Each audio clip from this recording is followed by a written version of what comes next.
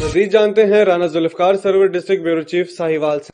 ساہیوال جماعت اسلامی کے زیر اہتمام الخدمت ہسپتال جامعہ فریدیہ روڈ کا افتتاح کر دیا گیا، جس میں مریضوں کو جدید علاج معالجے کی سہولتیں میسر ہوں گی۔ اس سلسلے میں ایک تقریب کا انعقاد کیا گیا جس میں ڈاکٹر حضرات کے علاوہ ڈاکٹر معظم بیگ ضلعی صدر تعلقات عامہ جماعت اسلامی، طیب محمود بلوچ سینئر نائب صدر یوتھ ونگ پنجاب نے بھی شرکت کی۔